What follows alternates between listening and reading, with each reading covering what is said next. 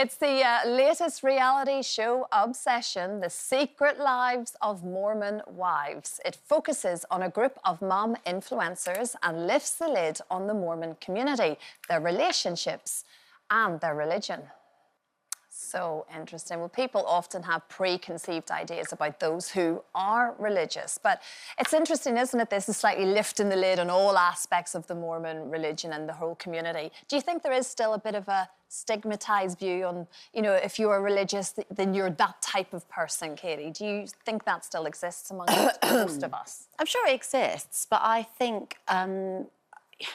like, we're in a quite divisive time as a society, but there are sections of society where we're much more liberal and understanding. And because of documentaries and reality telly, we see into other cultures, other religions, and the way people live now more than ever. So if you are making assumptions, you can educate yourself on that and learn a bit more. I mean, I think for me, I was brought up in a house where we were, you know, kind of atheists. We weren't religious, we didn't go to church.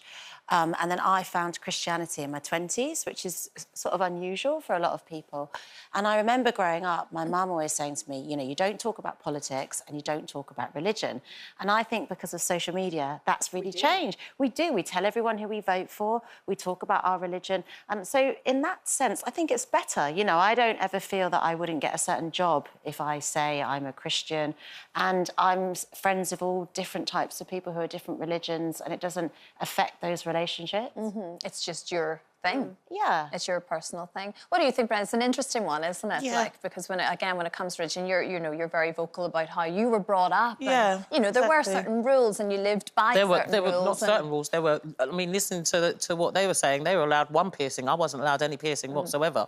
You know, no trousers, skirts have to be over your knees. It's all of these rules and regulations which, at the time, obviously I adhered to. I was a 5-year-old and I'm doing as I'm told, and my family were the church. You know, I got my grandmother was the mother of the church, which was a Pentecostal church. My aunt was the elder, and you know, so they're all So that was just all I knew, and I didn't question it because that's what all of my family. They're all in the church, and that was how we were raised. And so, but when I got older, I left the church, or as they would say it in the Pentecost, I backslid. Oh wow! Okay. Yeah, and it was I think when I got older, and obviously you start speaking to your friends at school that are not in church, and you start to hear, and I'm thinking, well, I haven't. Just by wearing an earring doesn't make me a bad person, or wearing a pair of trousers doesn't make me a bad person. So I would question it. As you... Well, yeah, and I would question that, but I wouldn't really get the answers that made any sense. And then I look at my cousins now who are at church, and they've got earrings, makeup, you know, all. But I was raised that if you do those things, you are worshipping the devil, you're sinning, and so you just don't do it. And so it's really interesting to see this Mormon life. I mean, I'm a bit surprised that in a Mormon you're putting yourself out there on telly in such a way. Well, that is because they're not that Mormon, then, are they? Really? Well, I think a lot of religion over the like 10 years or so, there's a lot of religion that's been used as weapons, and that's why I think that there's still a stigma attached to if you're don't be preaching to me, don't you know? It's everybody for their own. It becomes personal... extremism, and it's not the true representation of the religion. Yeah, it's all very. It's a tough one for me because I'm fascinated by religion and religions. I respect everybody's faith to believe and be who you want to be. I envy people of faith, but I'm an atheist, and I'm very irreligious, and I'm very against organised religion. And I just see the hypocrisy, you know, within the Catholic Church. I went to a convent school for 2 years, which may surprise some people. And a couple of the nuns there were very, very, very nasty, and I couldn't equate that with religion. And I just find the hypocrisy, as I say, within the Catholic Church, you know, is just unbelievable. I think a lot of it is about control.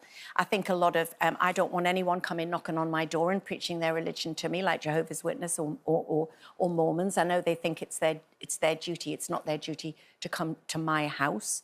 It's interesting watching this show because it combines everything, my fascination with organised religion, like Mormonism, and my love of reality television. So it's like win-win for me.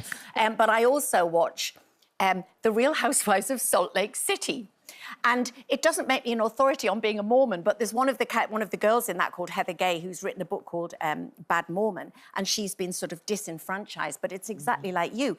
They thought that this oppressed way of being brought up was like everybody until suddenly her own kids were going to college and she thought, hang on a minute, I don't want them to not have sex before marriage. I don't want them to feel that they can never have a cup of tea or coffee, but they can have as many sodas as they want. It just doesn't make any sense. Some of these rules around religion... To them, it's their normal. It might be oppressed to us. It's control, though. It's a way of controlling. It's not about God. Why would God not, if there is a God, why would he not want you to wear trousers or have a cup of tea? Just shut up. I think